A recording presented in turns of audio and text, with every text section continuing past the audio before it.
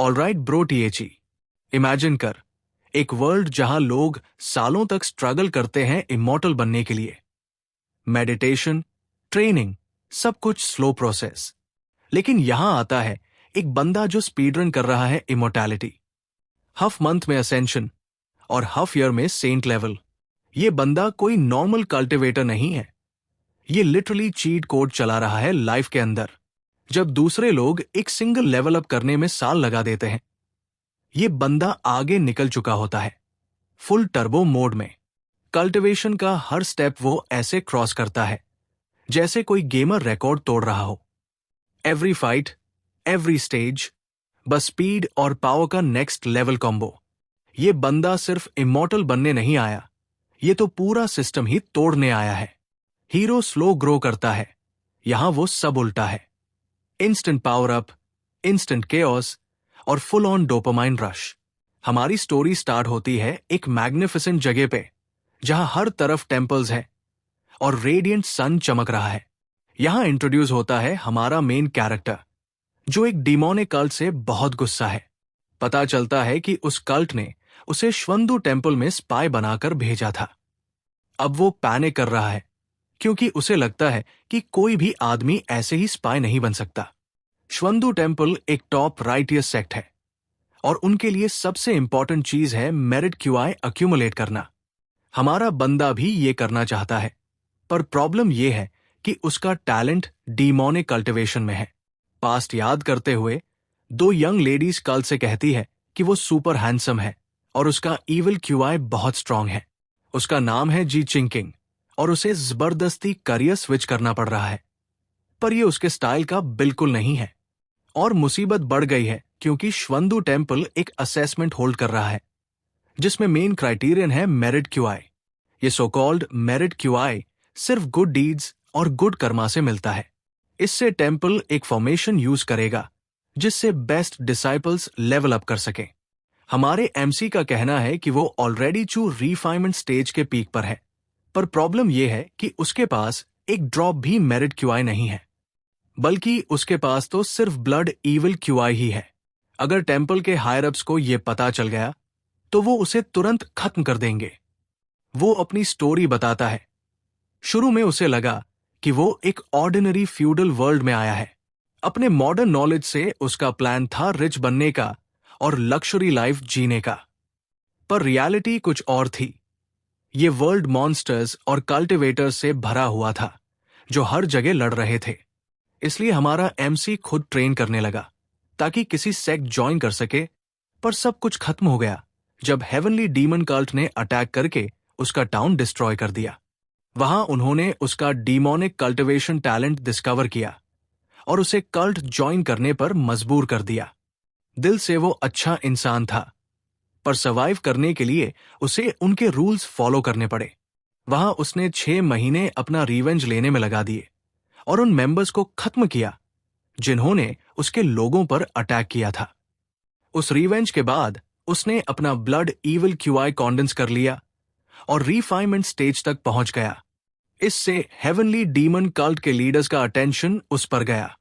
उसे लगा अब उसका डीमन जर्नी स्टार्ट होने वाली है, पर सरप्राइज मिला जब लीडर्स ने उसे श्वंदु टेम्पल में स्पाई बनाकर भेज दिया। अब वो एक ट्रिकी सिचुएशन में है क्योंकि उसका ईविल पावर बहुत कंस्पिक्यूअस है, हाइड करना ऑलमोस्ट इम्पॉसिबल। वो कंप्लेन करता है कि उसने एक एल्डर सन तक को मारा और फिर भी कल्ट ने उसके काइंडनेस का जवाब बेवफाई से दिया। तभी उसके हाथ में एक टोकन ग्लो करता है और कोई उसे जल्दी आने के लिए बुलाता है। वो बंदा है लोयान, जिसका टैलेंट वीक है, पर उसकी एक बहुत ब्यूटीफुल आंट है। उसका नाम है ली चंगेंगी और वो सच में स्टनिंग वुमन है, एक इनक्रेडिबल अपीयरेंस के साथ, और ऐसी फिगर जिसे देख हर कोई जेलस हो जाए। सिर्फ ब्यूटीफुल ही नहीं, वो श्वंदु टेम्पल की 8 मरीडियन मास्टर्स में से एक है और उसका प्रेस्टीज बहुत हाई है।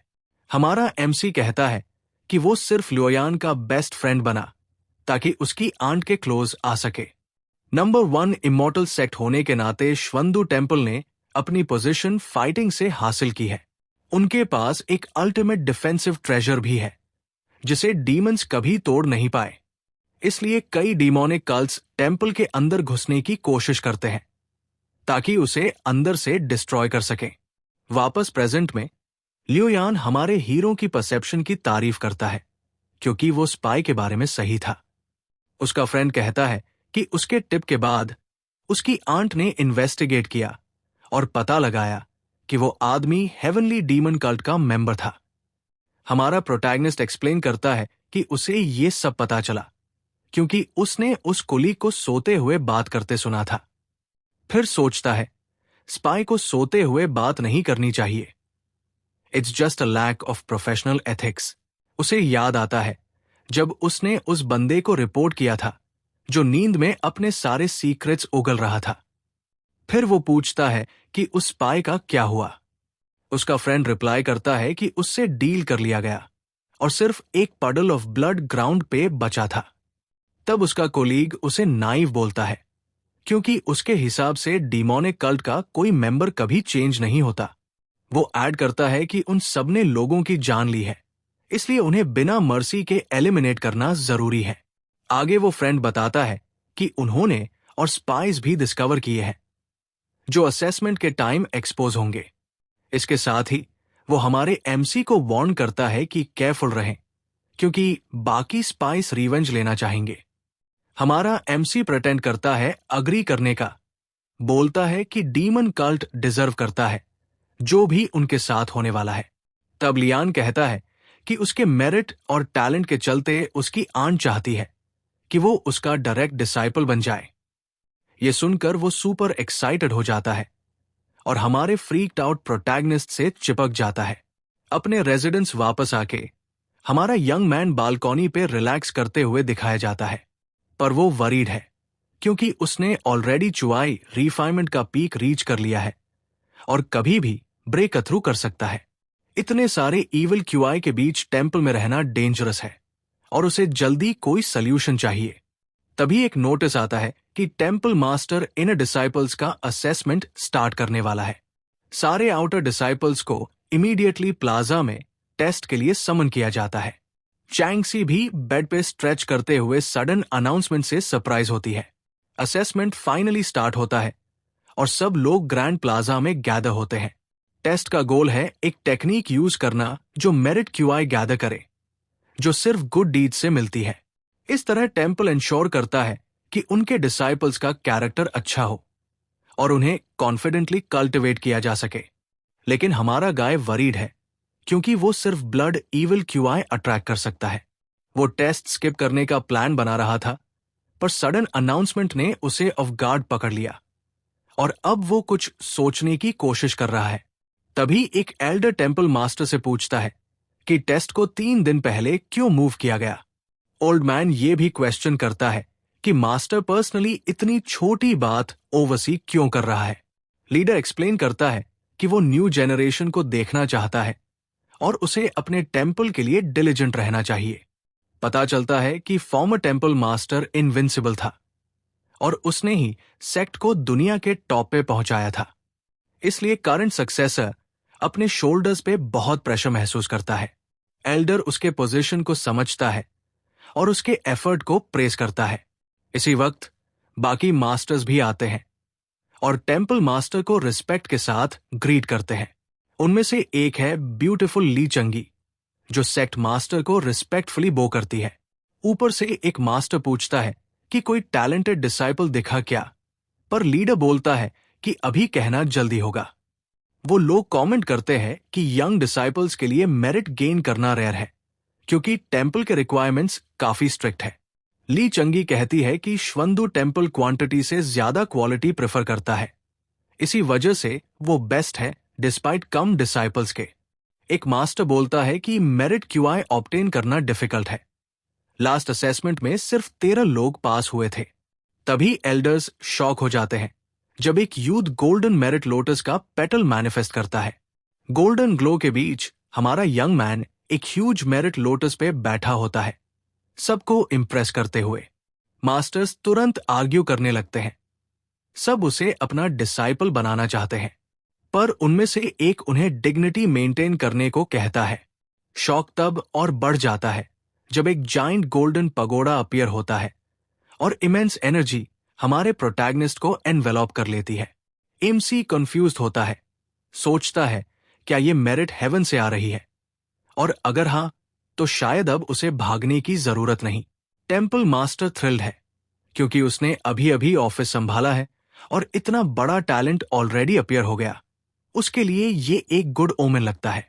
सुपर एक्साइटेड होकर लीडर सोचता है क्या ये यंग मैन किसी पावरफुल बीइंग का री इनकारनेशन है, क्योंकि इतना ज्यादा मेरिट और कोई एक्सप्लेन नहीं कर सकता।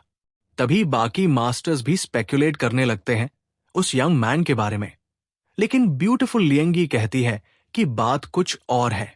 मास्टर रिवील करता है कि उस यंग मैन का नाम जी चेंगिंग है और वो कॉमन ओरिजिन से आया है, लेकिन रिसेंटली उसने एक कल्ट स्पाई को रिपोर्ट किया था। एक मास्टर समझ जाता है कि एक डिसाइपल एलिमिनेट हुआ क्यों, पर उसे डाउट होता है कि सिर्फ एक स्पाई रिपोर्ट करने से इतना मेरिट कैसे मिल सकता है। स्माइल के साथ ब्यूटीफुल मास्टर एक्सप्लेन करती है कि वो स्पाई अलग था, वो डिमोनिक कल्ट के लीडर का इलेजिटिमेट सन था। सब मास्टर्स शॉक्ड रह जाते हैं, ऐसी गॉसिप उन्होंने एक्सपेक्ट नहीं की थी। एक एल्डर रिफ्लेक्ट करता है कि हमारा गाय अभी अपनी जर्नी स्टार्ट ही किया है और ऑलरेडी सबसे पावरफुल डीमन का एनिमी बन गया। टेम्पल मास्टर को डीमन का बेटा इंटरेस्टिंग लगता है। अगर वो ट्रू एयर होता तो वो डिमोनिक टाइटन बन जाता और मासकर करता। एक मास्टर फिर क्वेश्चन करता है ओल्ड डीमन की ऑडेसिटी पर। लाइंग सी कंफर्म करती है कि एनिमी अपने प्लान को लेकर बहुत कॉन्फिडेंट था। यंग वुमन रिवील करती है कि डीमन ने अपने सन के लिए 1,00,000 लोगों की जान सैक्रिफाइस की। फिर उसने फाइनल ब्लो ऐसे लीव किया था कि उसका बेटा सारा मेरिट एब्जॉर्ब कर ले। अगर हमारा प्रोटैगनिस्ट एक्ट नहीं करता तो सारा हेवनली मेरिट डीमन के सन के पास चला जाता। डीमंस का किसी भी तरीके का यूज करना कॉमन है, लेकिन यह प्लान एक्सट्रीम था। ब्लिस सेक्ट की सेंटर्स को मैनिपुलेट करना इजी नहीं होता और वो उसके सन को एलिमिनेट कर देती। ओल्ड डीमन का प्लान सिंपल था, मेरिट फेनोमिनन के थ्रू उसका बेटा श्वंदु टेम्पल की स्पेशल कल्टिवेशन ले लेता। यहां रिवील होता है कि जुवंदु टेम्पल राइटियस पाथ का मेन सेक्ट है, जबकि heavenly demon cult demonic path को लीड करता है। यह सुनकर टेम्पल मास्टर फ्यूरियस हो जाता है, क्योंकि अगर उस डीमन के बेटे को अपने फादर का सपोर्ट मिल जाता तो वो एक दिन टेम्पल को कंट्रोल भी कर सकता था। सेक्ट लीडर फिर पूछता है कि जी चेंगिंग ने ये सब फिगर आउट कैसे किया। स्माइल के साथ ब्यूटीफुल वुमन सिंपल जवाब देती है, हमारे गाय ने स्पाई को उसकी नींद में बोलते हुए सुना। ये सुनकर सारे मास्टर्स स्पीचलेस हो जाते हैं। सब ब्लैंक फेसेस के साथ चुप रहते हैं, कुछ कह नहीं पाते। ली चेंजी कंक्लूड करती है कि वो कोई री इनकारनेटेड इमॉर्टल नहीं है, उसने बस डीमन का प्लान मेस कर दिया और उसके सन का अपॉर्चुनिटी चुरा लिया। और वही हमारा एमसी करता भी है, वो गोल्डन एनर्जी खुद के लिए ले लेता है और सेलिब्रेट करता है कि उसने सक्सेसफुली उसे चुरा लिया।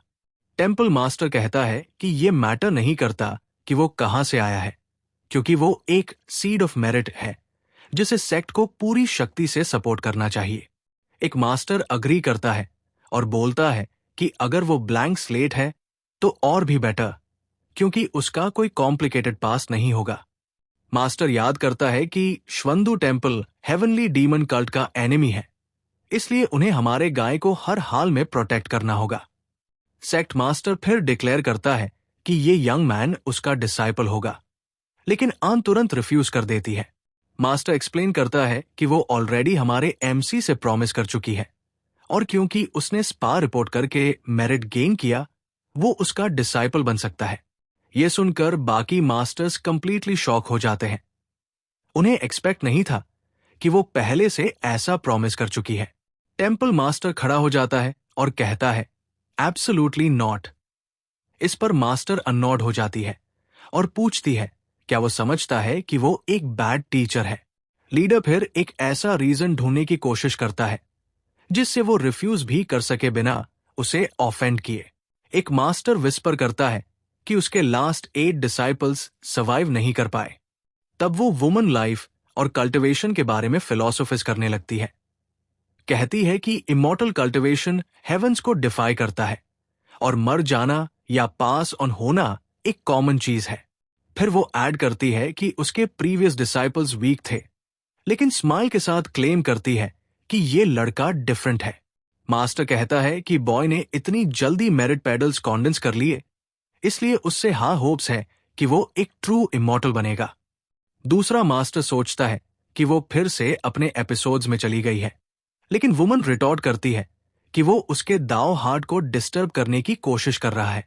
वो कहती है कि इन लोगों को एक्सप्लेन करना टाइम वेस्ट है, और असर्ट करती है कि सिर्फ वो ही हमारे गाय जैसे टैलेंट को सही से सिखा सकती है।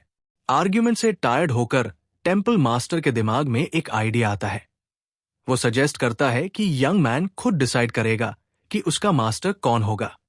इसी बीच हमारे एमसी के साथ बड़ा प्रॉब्लम है।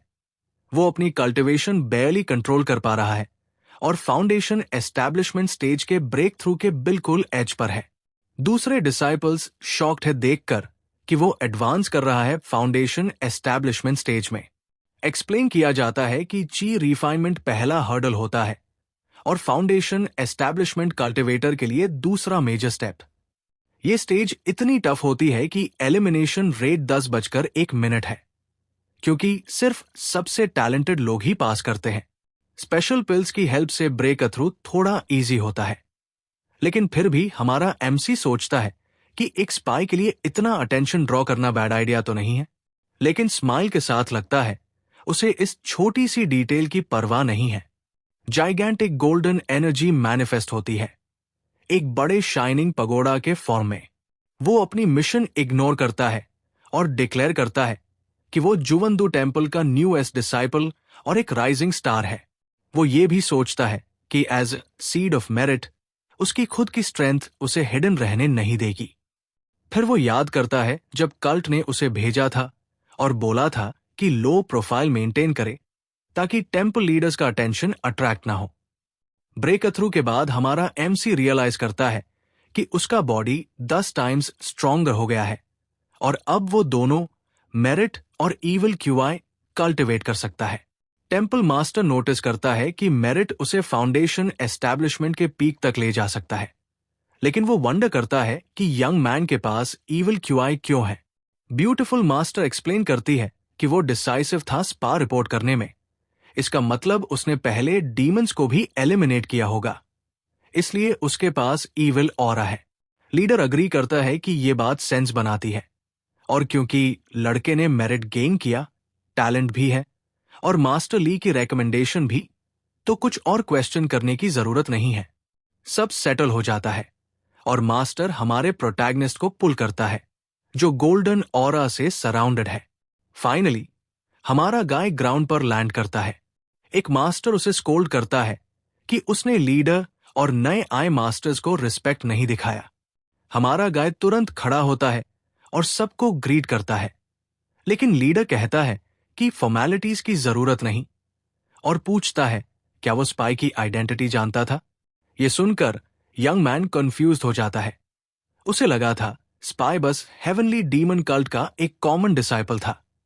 तब मास्टर एक्सप्लेन करता है कि वो लकी था क्योंकि उसने ओल्ड डीमन वायु के इलेजिटिमेट सन को रिपोर्ट किया था, और हमारा एमसी बैफल्ड रह जाता है। टेम्पल मास्टर कहता है कि ये नॉर्मल है अगर वो इस फिगर को नहीं जानता, क्योंकि हमारा गाय सिंपल बैकग्राउंड से आया है। तब रिवील होता है कि ओल्ड डीमन वायु हेवनली डीमन कल्ट का लीडर है, दुनिया का सबसे पावरफुल डीमन। हमें उस डीमन लीडर का टेरिफाइंग अपीयरेंस दिखाया जाता है, बोन्स के थ्रोन पर बैठा हुआ, पूरा इविल पावर डिस्प्ले करते हुए। ये सब जानकर हमारा प्रोटैगनिस्ट फुल ब्लोन पैनिक में चला जाता है। विश्वास नहीं कर पाता कि उसने इतने इंपॉर्टेंट आदमी को रिपोर्ट कर दिया। वो डिस्पेयर करता है, सोचता है कि अब वो दुनिया के सबसे पावरफुल डीमन का एनिमी बन गया है। लेकिन मास्टर उसे कहता है कि वरी मत करो। लीडर गारंटी करता है कि ओल्ड डीमन वायु उनका कुछ नहीं बिगाड़ सकता। जब जुवंदू टेम्पल किसी को प्रोटेक्ट करता है तो कोई उन्हें टच नहीं कर सकता। पर हमारा एमसी जानता है कि सिचुएशन उतनी सिंपल नहीं है। कल्ट लीडर के पास कई तरीके हैं उसे एलिमिनेट करने के। मास्टर फिर एक्सप्लेन करता है कि कल्टिवेशन वर्ल्ड में रूल्स होते हैं। अगर डीमंस वीक पर अटैक करते हैं तो टेम्पल फुल फोर्स से रिटेलिएट करेगा। हमारा गाय उनका प्रोटेक्शन थैंक करता है, लेकिन अंदर से सोचता है कि ये माइंडसेट बहुत नाइव है, क्योंकि जिस डीमन का बेटा मर गया हो वो रूल्स फॉलो नहीं करेगा। आन रिमाइंड करती है कि रिपोर्ट की न्यूज अभी तक स्प्रेड नहीं हुई, इसलिए एनिमी शायद अभी कुछ नहीं जानता। लीडर अग्री करता है और कहता है कि वो सबको ओथ दिलाएगा कि कोई भी ये मैटर बाहर नहीं फैलाएगा और सब कुछ सीक्रेट रखेगा। इसके बाद हमारा गाय टेम्पल मास्टर और मास्टर ली को थैंक्स बोलता है उनकी प्रोटेक्शन और अपने सीक्रेट सेफ रखने के लिए। लीडर फिर कहता है कि उन्होंने उसे बुलाया था ताकि वो अपना मास्टर चूज करे और उसके ग्रेट टैलेंट और मेरिट की वजह से वो खुद उसे सिखाना चाहता है। हमारा एमसी सोचता है कि टेम्पल मास्टर सेफेस्ट चॉइस है, लेकिन डीमन का थ्रेट अभी भी उसे पूरी तरह रिलैक्स होने नहीं देता। डिसीजन लेने के लिए वो एक डायरेक्ट क्वेश्चन पूछता है। उसे जानना है कि सेक्ट लीडर और ओल्ड डीमन यू के बीच कौन ज्यादा स्ट्रांग है। ये क्वेश्चन सुनकर टेम्पल मास्टर स्पीचलेस हो जाता है और काफी अनकंफर्टेबल लगता है, जैसे उसे समझ नहीं आ रहा हो कैसे रिस्पॉन्ड करे। लीडर का रिएक्शन देखकर हमारा गाय दूसरे मास्टर्स की तरफ देखता है, लेकिन कोई भी जवाब देने की हिम्मत नहीं करता। तब एक ब्यूटीफुल मास्टर बोलती है कि सिर्फ एक इंसान है जो डीमन को हरा सकता है, फेरी लिंगोंग, जो नंबर 1 अंडर द हेवेंस। लेकिन स्माइल के साथ वो रिवील करती है कि फेरी लिंगोंग एक्चुअली उसकी मां है, और ये बात पूरा गेम बदल देती है। ये सुनते ही हमारा प्रोटैगनिस्ट बिना सोच समझे तुरंत घुटनों पर गिर जाता है और अपनी न्यू मास्टर को ग्रीट करता है। एमसी कहता है कि उसका डिसीजन फेरी से रिलेटेड नहीं है, बस उसे लगता है कि उसकी न्यू मास्टर एक ट्रस्टवर्दी पर्सन है। वो वुमन उसकी तारीफ सुनकर खुश हो जाती है और कहती है कि उनका लिनियज क्वालिटी को वैल्यू करता है, इसलिए वो उसे अपना ओनली डिसाइपल बनाएगी और स्पेशल ट्रीटमेंट देगी। स्माइल के साथ हमारा यंग मैन फॉर्मली अपनी न्यू टीचर को थैंक करता है उस अपॉर्चुनिटी के लिए जो उसने दी है।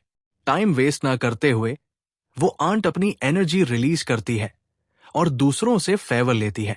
जाते वक्त बाकी लीडर्स थोड़ा अननॉड हो जाते हैं, क्योंकि उसने सबको ट्रिक करके एक डिसाइपल ले लिया। उनका लिनियज 3 साल से बिना डिसाइपल के था।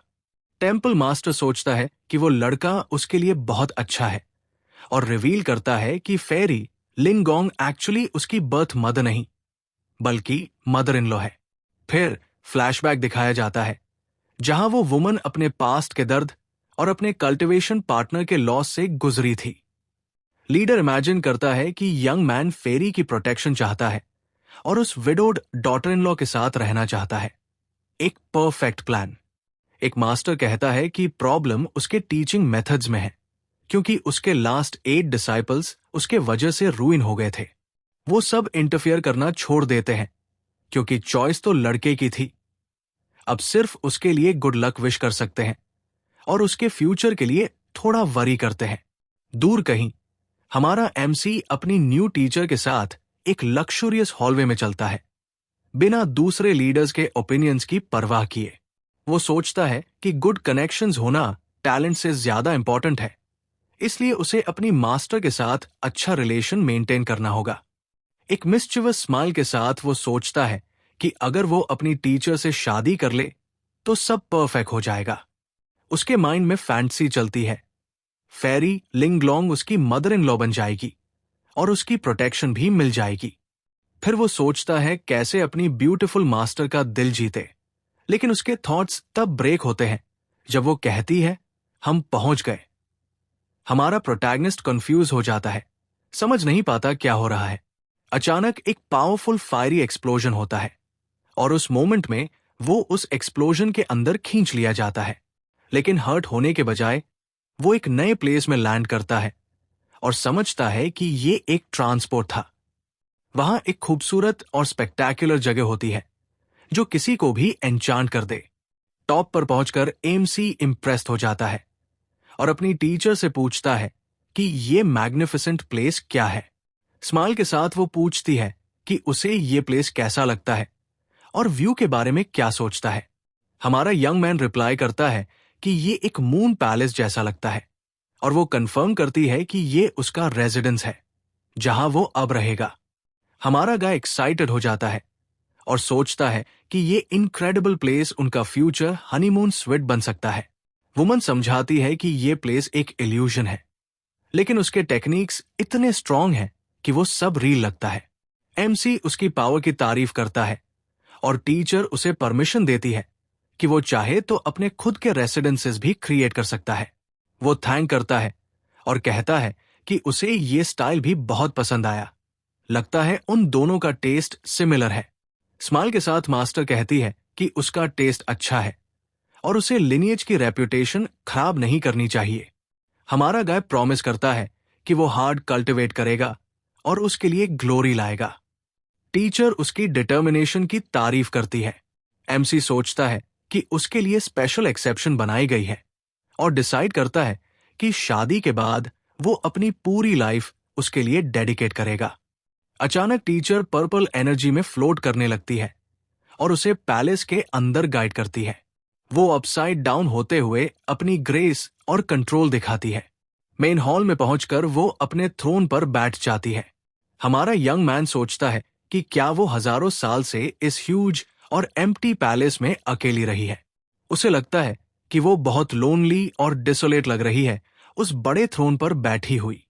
ये देखकर उसके अंदर एक स्ट्रॉन्ग अर्ज होती है उसे हग करके उसकी लोनलीनेस दूर करने की। तब मास्टर उसका नाम लेती है और पूछती है, तुम्हें अपनी पास्ट लाइफ का कितना याद है? ये सुनकर हमारा गाय पूरी तरह स्पीचलेस हो जाता है। उसे एक्सपेक्ट नहीं था कि कोई इतना डायरेक्ट क्वेश्चन पूछेगा उसके सबसे बड़े सीक्रेट के बारे में।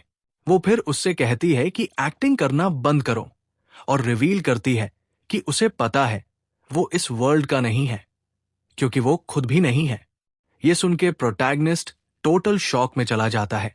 उसे यकीन ही नहीं होता कि उसने क्या सुना। वो वुमन एक्सप्लेन करती है कि वो बाकी सबको फूल कर सकता है, लेकिन उसे नहीं। फिर वो अपना फॉर्मल इंट्रोडक्शन देती है, मैं हूं स्टार लॉर्ड टायन। प्रोटैगनिस्ट कंफ्यूज हो जाता है और सोचता है कि शायद उसकी ब्यूटीफुल टीचर के दिमाग के कुछ स्क्रूज लूज है।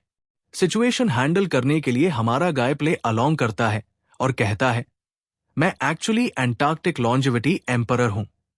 सरप्राइजिंगली वो वुमन तुरंत उसकी बात मान लेती है और कहती है कि जब उसने पहली बार उसे देखा था तभी एक फैमिलियर फीलिंग हुई थी। यह सुनकर हमारा प्रोटैगनिस्ट और कंफर्म हो जाता है कि हां, इस टीचर के डेफिनेटली कुछ स्क्रूज लूज है। वो सोचता है कि उसकी मास्टर शायद उसके पास्ट वर्ल्ड की ट्रांसमाइग्रेटर निकलेगी, लेकिन ऐसा नहीं हुआ। थोड़ा डिसअपॉइंटिंग था। उसके बिहेवियर को देखकर वो एक बोल्ड कंक्लूजन पर पहुंचता है। वो सोचता है कि उसने स्ट्रॉन्ग बैकर तो ढूंढ लिया, पर लगता है वो किसी थोड़ी पागल इंसान के साथ टीम अप कर गया है। उसकी स्ट्रेंथ और स्टेटस दोनों लिजिट है, लेकिन ऐसे माइंड के साथ सेफ फील करना मुश्किल है। फिर वो वुमन उससे बैठने के लिए इनवाइट करती है और कहती है, तुम भी इंपेरियल्स में से हो, हम दांव के बारे में डिस्कस कर सकते हैं। हमारे बॉय के पास कोई वर्ड्स नहीं बचते। वो बिल्कुल स्पीचलेस हो जाता है इस पूरी बॉन्कर सिचुएशन में। एम्परर एक लेजेंडरी और इमेंसली पावरफुल फिगर है जो थंडर को कमांड करता है। मास्टर उससे पूछती है कि वो कब अवेकन हुआ, और यंग मैन झूठ बोलता है, लगभग 1 साल पहले। फ्लैशबैक में वो वुमन अपने पुराने टाइम को याद करती है और क्लेम करती है कि वो तयान स्टार को कंट्रोल करती थी और एक टाइम पे पावरफुल सॉवरेन थी। हमारा गाय सोचता है कि उसका world view surprisingly well developed है, लेकिन फिर याद करता है कि वो खुद भी कोई नॉर्मल बंदा नहीं है। एक्टिंग जारी रखते हुए हमारा एमसी कहता है, क्लैरिटी मेंटेन करना हम जैसे बीइंग्स के लिए मुश्किल नहीं है। मास्टर अग्री करती है, लेकिन कहती है कि ये सिर्फ उन दोनों पे अप्लाई होता है, बाकी सब लॉस्ट है। हमारा बॉय भी अग्री करता है और पूछता है, आप जैसे पावरफुल इंसान यहां कैसे आए? मास्टर कहती है कि ये एक लॉन्ग स्टोरी है। वो एक ऐसे एरा की सॉवरेन है जो अब खत्म हो चुका है। एमसी अपनी मास्टर को रोस्ट करने से बचता है, क्योंकि चाहे वो थोड़ी क्रेजी लगे, पर क्लियरली कोई पुशओवर नहीं है। फिर वुमन कहती है कि वो दोनों ओल्ड फ्रेंड्स हैं, लेकिन उसकी मेमोरीज अभी फुली रिकवर नहीं हुई है। यंग मैन अपनी न्यू प्रोटेक्टर को खुश रखने के लिए प्ले अलोंग करता है और कहता है, मेरी मेमोरीज भी धीरे धीरे वापस आ रही है। बातें बढ़ाते हुए वो कहता है कि वो तो तयान स्टार की रूलर होनी चाहिए थी। एक एंशिएंट सॉवरेन होने के नाते नेचुरली वो करंट एरा के न्यू लीडर्स की एनिमी होगी। मास्टर अग्री करती है और कहती है कि उनकी ओवरवेलमिंग पावर ही वजह है कि वो दोनों सैम सिचुएशन में है। हमारा गाय सोचता है कि शायद वो हशन गॉड की बात कर रही है, मतलब वो खुद भी एक टारगेट हो सकता है। वो उसकी तारीफ करता है, लेकिन अंदर ही अंदर सोचता है कि ये स्टोरी मिनट बाय मिनट और क्रेजी होती जा रही है। एमसी क्लेम करता है कि वॉर के बाद वो लाइफ और थंडर का एम्परर बन गया। वो बिना समझे इस डिल्यूजन में पूरा घुस जाता है, जबकि उसे ये भी नहीं पता कि एक्चुअल एनिमी कौन है। वुमन कहती है कि होशिन की स्ट्रेंथ उनके बराबर नहीं थी, लेकिन शायद उसने सेंट जेवाई के साथ अलायंस कर ली। इसके साथ मास्टर कंक्लूड करती है कि वो दोनों सेंट के ड्रीम वर्ल्ड में फंस गए हैं और उनके एक से ज्यादा अपोनेंट हो सकते हैं। फिर सीन शिफ्ट होता है। दोनों एक वास्ट और पावरफुल ड्रीम वर्ल्ड के अंदर खो गए होते हैं। हमारा बॉय सोचता है कि उसकी स्टोरी फ्लॉलेस लगती है और वो थोड़ा वरीड हो जाता है, क्योंकि अगर ये रियली सेंट का ड्रीम वर्ल्ड है तो एस्केप करना मुश्किल होगा। मास्टर उसे काम करती है और कहती है कि वॉ ने ऑलरेडी सेंट की इमोर्टैलिटी के मिथ को तोड़ दिया है, अब उन्हें हार्म भी किया जा सकता है। वुमन कहती है कि वो खुद एक सेंट के खिलाफ रिबेलियन करना चाहती है और उनकी जगह लेना चाहती है। हमारा प्रोटैगनिस्ट सोचता है, जितने ज्यादा क्रेजी लोग होते हैं उनके ड्रीम्स उतने बड़े होते हैं, और ये भी कि एक ट्रांसमाइग्रेटर होकर भी वो उनके लेवल के क्रेजी नहीं है। कैरेक्टर में घुसते हुए वो उसकी एम्बिशन की तारीफ करता है और कहता है, मुझे लेडी ऑफ द स्टार से बहुत कुछ सीखना है। मास्टर उसके सेंस ऑफ डेंजर को प्रेस करती है और कहती है कि उसने वाइजली उसे बिफ्रेंड करके इल्यूजन तोड़ने का पहला स्टेप ले लिया है। हमारा यंग मैन सोचता है कि ये सब स्टोरी इतनी परफेक्ट कैसे लग रही है, और फिर पूछता है, ये इल्यूजन तोड़ने का तरीका क्या है? वुमन एक्सप्लेन करती है कि ये मुश्किल नहीं है, बस हमें इमोर्टैलिटी अटेन करनी है, तब हम एस्केप कर लेंगे। वो प्रपोज करती है कि वो दोनों पार्टनर्स बन जाए और अब से उसे ओल्डेस्ट सिस्टर बुलाए। हमारा बॉय इंस्टेंटली अग्री कर देता है, कहता है कि ये इंपॉर्टेंट नहीं है। स्माइल के साथ प्रोटैगनिस्ट फिर उसका शुक्रिया अदा करता है उसके कंसिडरेशन और नए प्रपोजल के लिए। अचानक एक डीमन रैबिट अपीयर होता है, ताहुआ, और चीखता है कि मास्टर अपनी डेली मेडिसिन लेना भूल गई है। वो रैबिट इंट्रोड्यूस करता है अपने आप को और कहता है कि वो चोर्स हैंडल करता है, पर उसमें ज्यादा स्किल नहीं है। आरएमसी थोड़ा फिलोसॉफिकल हो जाता है और कहता है, जो मुझे समझते हैं वो मेरी वरी समझते हैं, और जो नहीं समझते वो कभी कॉम्प्रिहेंड नहीं कर सकते।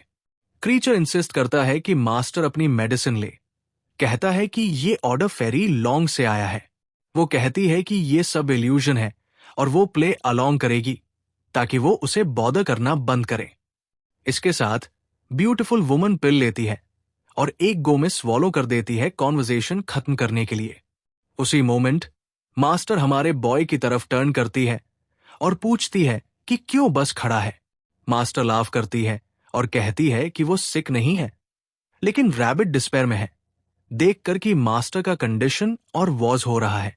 हफार बाद मून पैलेस के बाहर रैबिट कहता है कि वो हमारे बॉय को उसके नए रेजिडेंस तक ले जाएगा।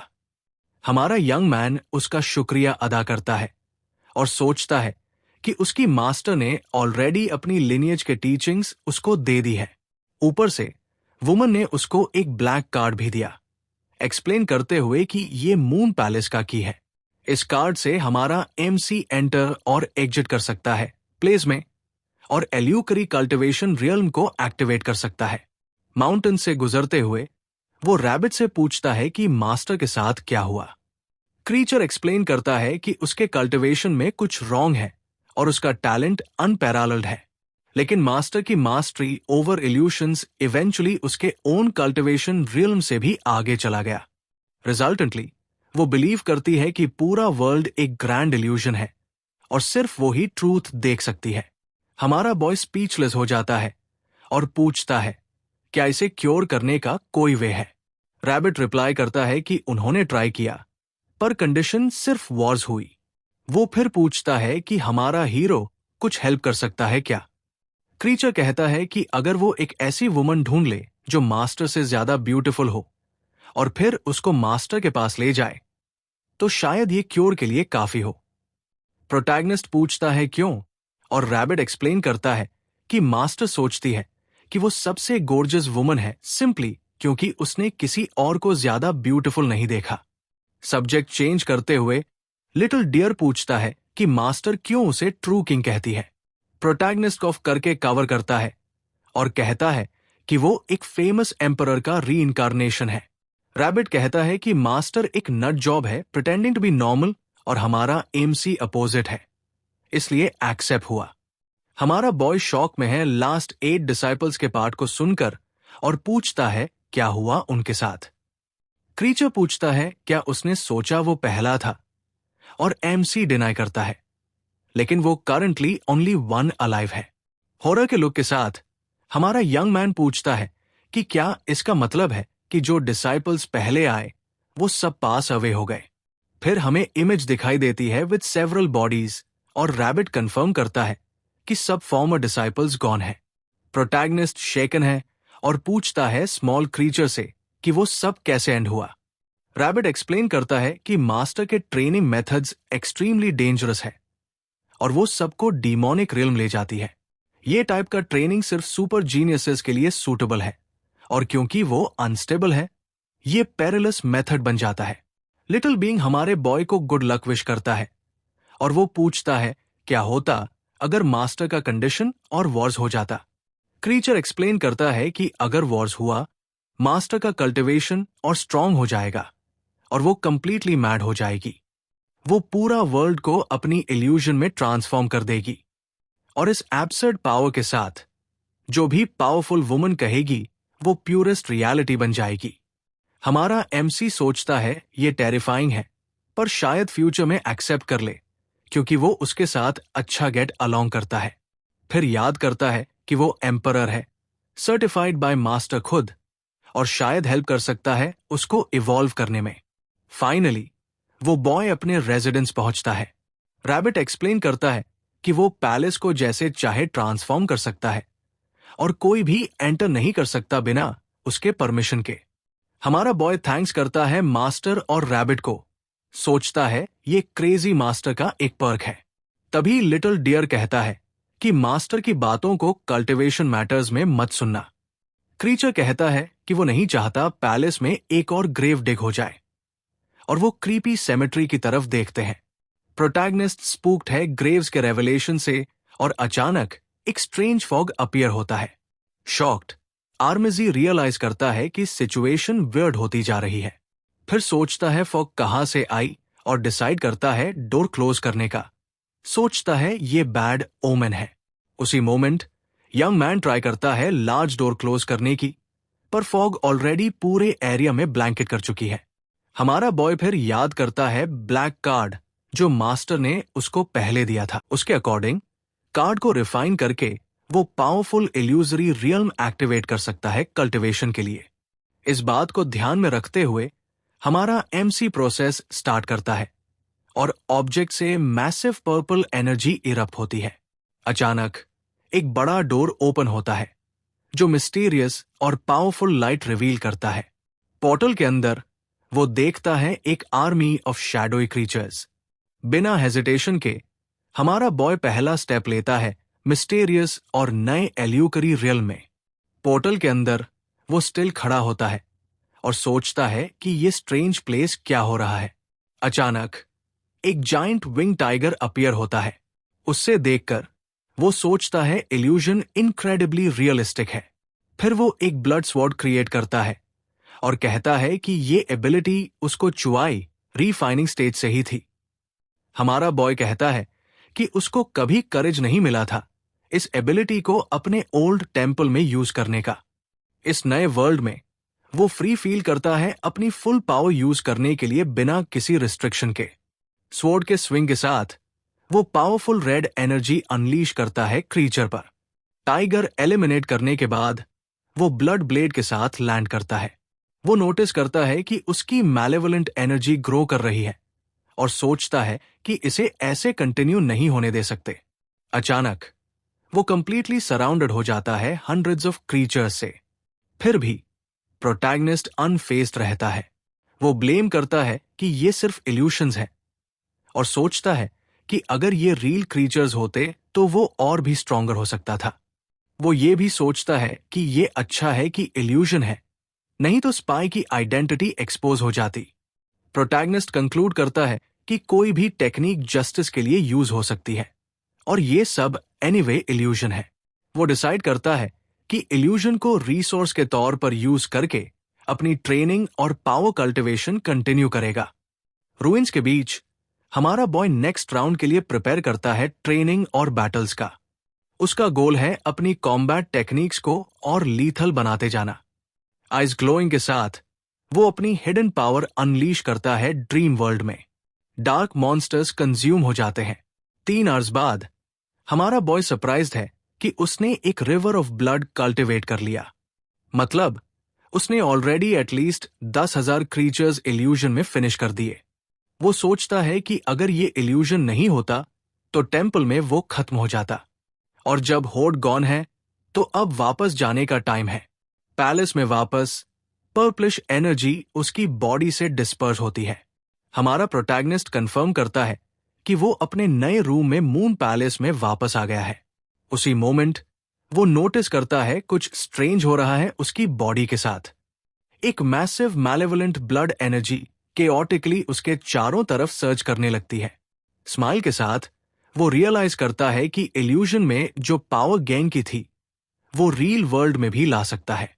वो ये भी वंडर करता है कि उसका मेरिट क्यों इंक्रीज हुआ और क्या इल्यूजन में लोगों को सेव करना काउंट होता है। फिर डिसाइड करता है कि इमीडिएटली प्रैक्टिस करेगा टेक्निक जो मास्टर ने सिखाई थी, क्योंकि उसका डिमोनिक साइड ग्रो कर रहा है। नेक्स्ट मॉर्निंग हमारा बॉय ऑलरेडी ट्रेनिंग कर रहा है और great deal of energy release कर रहा है। वो मास्टर कर चुका है main technique of his lineage और मेडिटेट कर रहा है अपने आप को स्ट्रेंथन करने के लिए। अचानक एक वॉइस उसका नाम कॉल करती है, कहती है जाओ सेक्स लेक्चर हॉल। वॉइस एक अक्वेंटेंस की है जो बता रहा है first class for inner disciples के बारे में। मीनवाइल वो कमेंट करता है कि उसका नेफ्यू कल्टिवेशन में ज्यादा टैलेंटेड नहीं है। वो वंडर करता है कि वो इनर सेक्ट में कैसे आया। लोकेशन पहुंचते ही गा हमारे एमसी को वेव करता है और कॉल आउट करता है।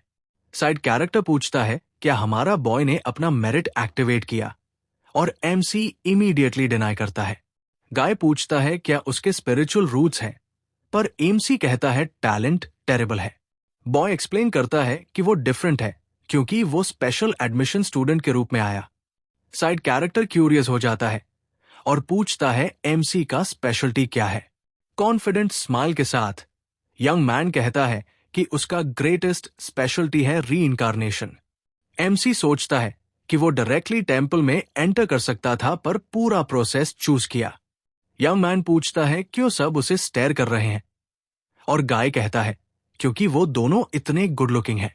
उसी मोमेंट एक गर्ल जो पास हो रही है छोटी सी लाफ लेट आउट करती है सिचुएशन पे। गर्ल एमसी के पास अप्रोच करती है और अपोलोजाइज करती है लाफ करने के लिए। कहती है वो एक्चुअली दूसरे गाय पे लाफ कर रही थी, नहीं कि उस पे। हमारा बॉय पूछता है क्या वो उसे जानती है, और यंग वुमन ईगली कंफर्म करती है। एक्सप्लेन करती है कि एमसी इवैल्यूएशन में फर्स्ट था और दूसरा गाय लास्ट। ये कमेंट सुन के एमसी का नेफ्यू फ्यूरियस हो जाता है। वो टिक्ड ऑफ है लूजर कहने पे सबके सामने। प्रोटैगनिस्ट पूछता है क्या वो एक दूसरे को जानते हैं, और यंग वुमन कहती है नहीं। कहती है कि उसकी मदर ने मना किया उसको इडियट्स जैसे गाय के साथ हैंग आउट करने के लिए। पर फाइट ब्रेक होने से पहले एक वॉइस सबको हॉल में बुलाता है। नेफ्यू फ्यूमिंग है पर कुछ नहीं कर सकता। इसके साथ group of young people large main hall में एंटर करता है फॉर डेज लेक्चर। हमारा प्रोटैगनिस्ट वुमन नोटिस करती है। वो रियलाइज करता है कि वो एक कल्टिवेटर है जिसके पास सिर्फ एक ही आर्म है। व्हाइट हेड वुमन डिसाइपल्स की तरफ इंटिमिडेटिंग गेज से देखती है। उसकी कमांडिंग प्रेजेंस क्लासरूम में सबका अटेंशन कैप्चर कर लेती है। हमारा यंग मैन सोचता है कि ये दोनों लोग रीजन के काफी इंपॉर्टेंट फैमिली से आते होंगे। वो कंक्लूड करता है कि दोनों किसी हिडन रीजन के लिए उसके क्लोज आना चाहते हैं। यंग वुमन फिर विस्पर करती है story of the lectures Elder को हमारे बॉय को। कहती है कि वो वुमन पहले यांगिया लिनिएज की मास्टर थी। वो कंटिन्यू करती है एक्सप्लेन करते हुए कि एल्डर ने अपनी आर्म लूज की एक फाइट में अगेंस्ट अ डीमन, और इस वजह से मास्टर को बिल्कुल पसंद नहीं है जब लोग उसके इंजरी को स्टेयर करते हैं। हमारे एमसी इम्प्रेस्ड है डिमोनिक कल्ट लीडर के पावर से।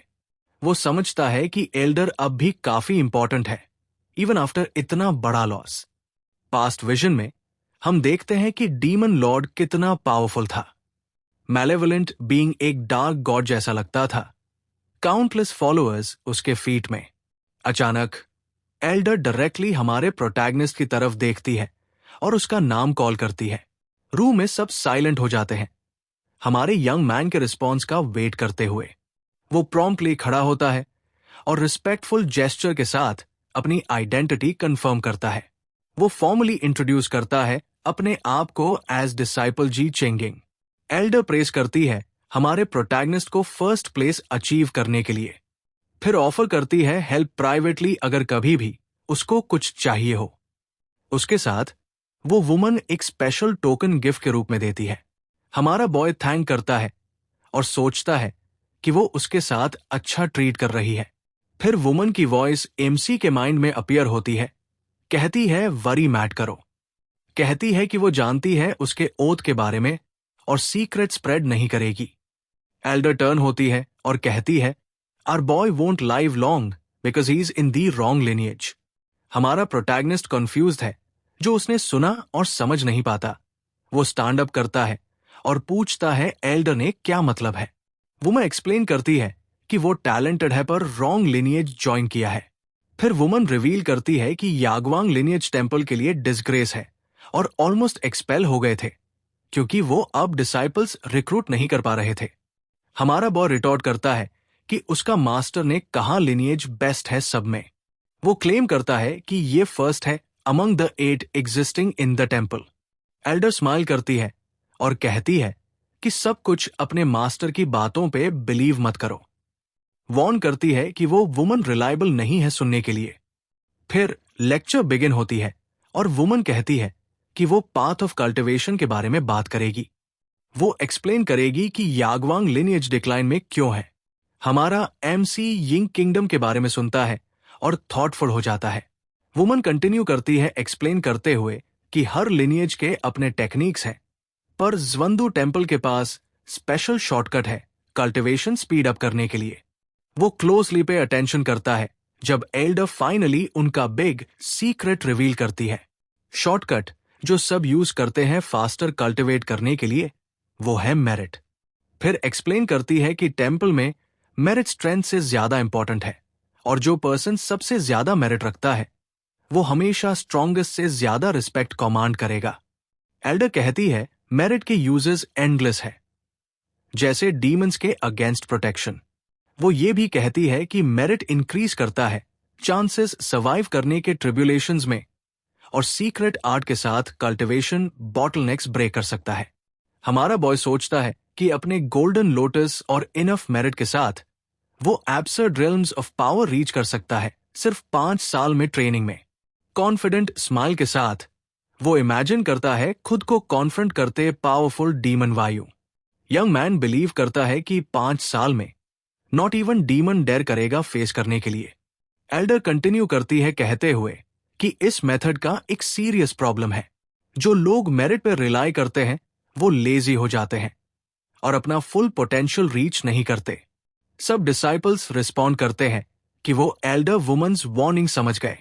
हमारा प्रोटैगनिस्ट हाउएवर अलग ओपिनियन रखता है। वो सोचता है एल्डर का व्यू टू लिमिटेड है क्योंकि उसके पास ट्रिक है। वो मेरिट गेन कर सकता है इल्यूजन में बीस्ट्स स्ले करके बिना किसी रिस्क के। उसी मोमेंट वुमन पॉइंट आउट करती है एक और मेजर डिसएडवांटेज इस मेथड का। जो लोग मेरिट यूज करते हैं एडवांस करने के लिए, वो दूसरे लोगों से उसी लेवल पे काफी वीकर हो जाते हैं। फिर वो हमारे एमसी के मास्टर को बैड एग्जाम्पल के रूप में यूज करती है और कहती है कि क्योंकि वो वीक है, उसके सब फॉर्मर डिसाइपल्स अपनी एंड मीट कर गए। दूसरे यंग पीपल नॉड करते हैं रिस्पेक्ट में एल्डर के लिए, पर हमारा boy suddenly familiar scent smell करता है रूम के एयर में। सीरियस लुक के साथ वो रियलाइज करता है कि ये उसकी मास्टर्स फ्रेग्रेंस है। वो इंस्टेंटली समझता है कि पावरफुल वुमन नियर बाय है और सब कुछ वॉच कर रही है। उसके मास्टर के आसपास होने से वो उन्हें इंसल्ट नहीं होने दे सकता, और एज हर ओनली डिसाइपल उसके पास ऑब्लिगेशन है अपनी मास्टर को डिफेंड करने का। तो वो खड़ा होता है और कहता है कि वो एल्डर के वर्ड से अग्री नहीं करता और स्टेट करता है कि उसकी मास्टर के अगेंस्ट जो बातें बोली गई वो बहुत अनफेयर है। वुमन स्मर करती है और पूछती है कि सच बोलना इंसल्ट कैसे है। वो काफी कॉन्फिडेंट लगती है कि जो भी उसने बोला वो सही है। हमारे एमसी कामली क्वेश्चन करना शुरू करता है। वो पूछता है अपनी मास्टर्स एज और फिर बाकी 7 मास्टर्स की एज। वो आर्ग्यू करता है कि उसकी मास्टर सिर्फ 30 साल की एज में लीडर बन गई थी और ये उसे टेम्पल का ग्रेटेस्ट प्रोडिजी बनाता है, डिसग्रेस नहीं। अचानक एक लाफ एको होता है और हमारे एमसी की मास्टर एनर्जी के बर्स्ट के साथ अपीयर होती है। वो अपने डिसाइपल के वर्ड्स की प्रेज करती है। हम ब्यूटीफुल मून पैलेस के अंदर आते हैं, स्काई फ्लावर्स से फिल्ड। क्रिस्टल थ्रोन पे बैठी मास्टर कहती है कि वो ओपिनियंस की केयर नहीं करती, पर उसके डिफेंस से वो खुश है।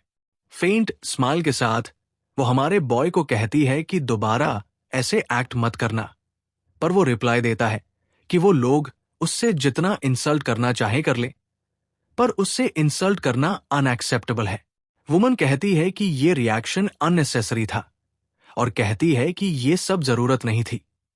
हमारा यंग मैन इंसिस्ट करता है, सोचता है कि एक्सपीरियंस्ड मेन जानते हैं कि एक वुमन्स नो हमेशा नो नहीं होता। मास्टर स्माइल के साथ यील्ड करती है और कहती है कि वो जैसे सोचे वैसे करे। फिर पूछती है कि क्या वो अप्रूव करता है उसकी कल्टिवेशन मेथड और way of thinking. Woman explain करती है कि उसका मेथड फोकस करता है फास्ट लेवलिंग अप पे। हमारा बॉय कहता है कि मेथड का वीकनेस इंस्टेबिलिटी नहीं, बल्कि दूसरे लोगों की स्लोनेस है। मास्टर इंप्रेस्ड होती है और कहती है कि वो ही है जो उसकी ट्रू इंटेंशंस समझ पाया। वो इनवाइट करती है उससे बैठने के लिए और एमसी सोचता है कि उसकी लॉजिक परफेक्ट है। वुमन रिवील करती है कि उनकी लिनियज का सीक्रेट एक ही चीज है, मेरिट। वो एम्फसाइज करती है कि सबसे इंपॉर्टेंट चीज उनके लिए है ज्यादा से ज्यादा मेरिट एक्वायर करना। हमारा प्रोटैगनिस्ट सोचता है कि एल्डर के अपोजिट वो बिलीव करता है कि मेरिट इजी टू ऑब्टेन है। वुमन कहती है कि मेरिट पाने के लिए उसे मॉर्टल वर्ल्ड में जाकर इनजस्टिसेस के अगेंस्ट फाइट करना पड़ेगा। फिर वो क्लेम करती है कि वर्ल्ड फुल है इनजस्टिसेस से और मेरिट बस उनके लिए वेट कर रही है। पर हमारा बॉय सोचता है कि ये सिर्फ उसकी मास्टर ही कर सकती है, बाकी लोग चीटिंग प्रेफर करेंगे। यंग मैन फिर समझता है कि वर्ल्ड में पावरफुल बीइंग्स हैं जिन्हें कोई चैलेंज नहीं करता, इसलिए वुमन किसी को केयर नहीं करती और फियरलेस फॉरवर्ड चार्ज करती है क्योंकि उसके पास ग्रेट प्रोटेक्शन है। आरएमसी सोचता है कि वो भी फॉलो कर सकता है same path as his master. वो सोचता है कि स्ट्रॉन्गेस्ट वुमन शायद उसकी मदर नहीं, पर फ्यूचर में मदर इन लॉ बन सकती है।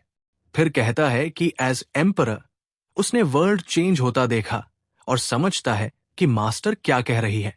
मास्टर इंप्रेस्ड होती है और कहती है कि वो परफेक्टली समझते हैं एक दूसरे को, पर वो डिनाई करती है।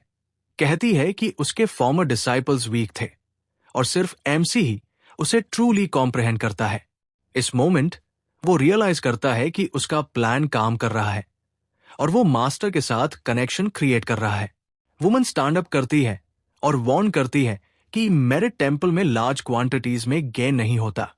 वो फॉरबिड करती है उसे अटेंड करने से क्लासेस और कहती है कि वो खुद ट्रेन करेगी उसे बिफोर मिशन। मास्टर रिवील करती है कि इल्यूशंस एक्चुअली रियल वर्ल्ड्स हैं जो एग्जिस्ट करते हैं। वो एक्सप्लेन करती है कि सेविंग ये वर्ल्ड्स फ्रॉम डिस्ट्रक्शन ही ट्रू मेरिट ग्रांट करता है। अचानक वो लाफ करती है और कहती है कि ये सब जोक था, पर हमारे एमसी कन्विंस नहीं लगता। वो कहता है कि उसने बिलीव किया और सोचता है कि इल्यूजन जैसे रियल वर्ल्ड से इतना डिफरेंट नहीं है। वो रियलाइज करता है कि एल्डर को मेरिट हार्ड लगता है क्योंकि वो उसके लिनिएज का मेथड नहीं जानती, पर इससे वो कंक्लूड करता है कि ये उसकी मास्टर्स पर्सनल सीक्रेट है। लेकिन वो ये भी सोचता है कि शायद वुमन खुद भी नहीं जानती इस ग्रेट सीक्रेट को। तो हमारे बॉय पूछता है क्या वो माउंटेन के नीचे जा सकता है, और वो कहती है कि वो पावरफुल इमॉर्टल्स है। एमसी अग्री करता है फॉलो करने के लिए और सोचता है कि अब वो समझता है सीनियर ब्रदर्स का फेट। वो रियलाइज करता है कि मास्टर का टीचिंग मेथड रेकलेस और सर्टेन डिसरिगार्ड फॉर सेफ्टी पे बेस्ड है। ट्रेनिंग फील्ड में मास्टर वार्न करती है कि उसका फाउंडेशन अभी स्टेबल नहीं है, पर कहती है कोई मैटर नहीं और वो एडवांस करे चाहे क्या हो। वुमन रिवील करती है कि उनकी कल्टिवेशन ऑलरेडी हाई है और इल्यूजन में बस फॉर्मेलिटी है बॉडी के लिए। मदद करने के लिए वो उसे हाई क्वालिटी स्पिरिट स्टोन्स का बैग देती है। कहती है कि वो 10 स्टोन्स पर मंथ रिसीव करेगा और सारी एनर्जी इल्यूजन से सिर्फ दोनों के लिए है। मास्टर स्टेट करती है कि सब रेडी है, बस अब यूज करना है वो मेरिट जो अभी तक यूज नहीं हुआ। वो एनकरेज करती है यूज करने के लिए मेरिट टू सरप्राइज सबको टेम्पल में उसकी कल्टिवेशन स्पीड से। कॉन्फिडेंट स्माइल के साथ हमारा एमसी गोल्डन लोटस होल्ड करता है हाथों में और एक्टिवेट करता है अपनी पावर से। पर सडनली सरप्राइज एक्सप्रेशन उसके फेस पे आ जाता है। एक immense tree of red energy emerge होता है उसके अंदर से, लीविंग हिम स्टार्टल्ड। वो सोचता है कि ब्लड ऑरा अब कंट्रोल से बाहर है। हमारा प्रोटैगनिस्ट वंडर करता है कि क्या करे, जबकि मास्टर क्यूरियोसिटी से उसे देख रही है। फिर वुमन रिवील करती है कि ये ऑरा इंडिकेट करता है कि उसने ऑलरेडी हजारों लाइव्स ले ली है, पर वो याद करती है कि वो एम्परर है जो लाइफ और डेथ गवर्न करता है और इससे रीजनेबल लगता है। मास्टर उसे काम करती है और कहती है कि ये नॉर्मल है और वो उसकी इनसाइट की प्रेस करता है। फिर वो कहती है कि बाकी सबको भूल जाओ और सिर्फ अपनी लेवलिंग अप पे फोकस करो। इसके साथ हमारा बॉय डिसाइड करता है कि अब वो होल्ड बैक नहीं करेगा और अपनी सारी पावर एक साथ यूज करेगा। वो ऑलरेडी फील कर सकता है कि वो अपने नेक्स्ट कल्टिवेशन स्टेज के करीब है। फिर नेक्स्ट पार्ट चाहिए तो कमेंट करो।